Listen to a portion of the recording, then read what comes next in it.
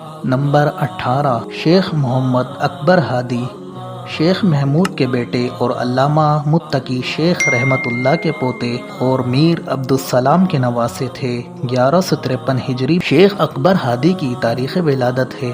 علم معقول و منقول اپنے دادا شیخ رحمت اللہ اور علم قرات اپنے خسرو خواجہ اسحاق درندرو سے حاصل کیا۔ شیخ محمد اشرف فتح قدلی کی خدمت میں بھی گئے اور ان سے بھی فیوزات باطنی حاصل کیے۔ شیخ ان کے کمالات سے یہاں تک خوش ہوئے کہ درجہ محبوبیت ان کو عطا کیا۔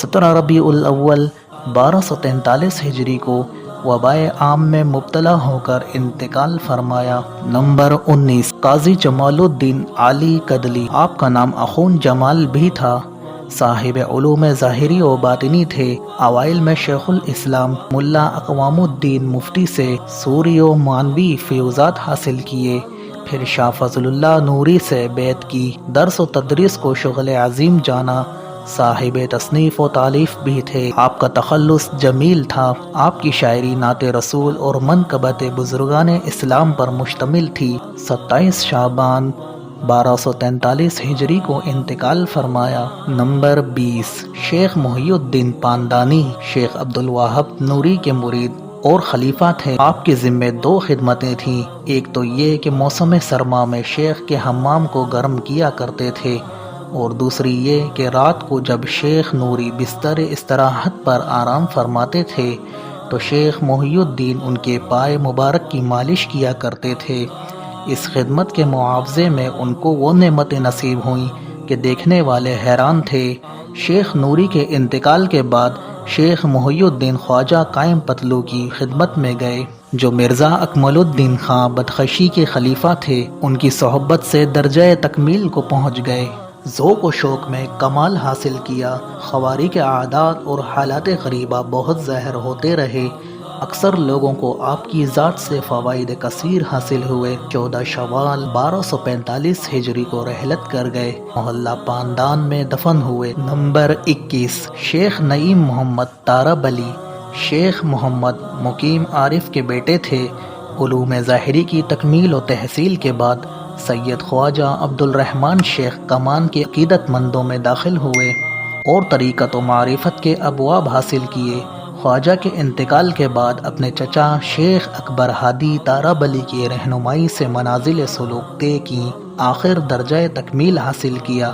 اپنے مرشد خواجہ شیخ کمان کے بیٹے خواجہ شاہ نیاز نقشبندی سے مراسم دوستانہ تادیم زیست قائم رکھے، بلکہ سفر ترکستان کے بعد ان کے جانشین قرار پائے۔ 27 رمضان 1247 ہجری کو انتقال کیا اور مزار حضرت گنج بخش میں مدفون ہوئے۔ نمبر 22 ملا بہاؤ الدین متو، شاہ عنایت اللہ کے مریدوں میں سے تھے۔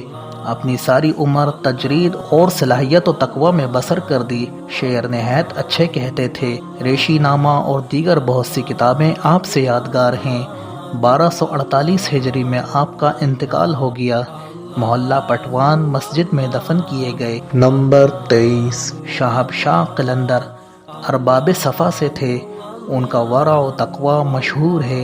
ریاضت و عبادت میں ہمہ وقت مصروف رہتے تھے اور دنیا ترک کر کے جنگل کو نکل گئے۔ موضع بنڈی پورہ ہوئی ہامہ میں آپ کا مزار ہے۔ نمبر 24 شاہ اسد اللہ، شاہ فضل اللہ نوری کے فرزند اور خلیفہ تھے۔ باپ سے تاج ارشاد حاصل کیا اور لوگوں کو فیض پہنچانے میں مصروف ہوئے۔ شریعت اسلامیہ سے بالکل انحراف نہ کرتے تھے، جو ملنے آتا تھا کمال تواضع اور اچھے اخلاق کا اظہار فرماتے تھے۔ آپ کی موت کا واقعہ بھی عجیب ہے، یعنی آپ 25 رمضان 1258 کو نماز ظہر پڑھ رہے تھے اور سر بسجود تھے کہ اسی حالت میں پیام اجل آ پہنچا۔ نمبر 25 حاجی نظام الدین فوراہی، علوم ظاہری و باطنی میں صاحب کمال تھے، زیارت حرمین شریفین سے بھی مشرف تھے اور اسی سفر میں مشائخ کرام کی صحبت سے بھی سعادت حاصل کی تھی۔ دہلی میں شاہ عبدالعزیز محدث دہلوی رحمۃ اللہ علیہ سے بھی ملے اور کسب علوم کیا۔ جب کشمیر واپس آئے تو ایسے خانہ نشین ہوئے کہ ایک دفعہ ان کے بیٹے کا انتقال ہو گیا، اس کو دفن کرنے کے لیے بھی گھر سے باہر نہ نکلے، یہاں تک کہ فرشتہ اجل نے جب پیام موت دیا تو یاروں احباب اور خویش و اقارب چارپائی پر اٹھا کر باہر لائے اور دفن کیا۔ تنہائی میں درود و وظائف کیا کرتے تھے یا قرآن پاک لکھ کر وقف کر دیا کرتے تھے۔ تصوف میں ایک کتاب بنام ملہمات لکھی جو نہایت مستند مانی جاتی ہے۔ آپ کا انتقال 29 ذو الحجہ 1261 ہجری کو غلام شیخ محی الدین ناظم کشمیر کے زمانے میں ہوا۔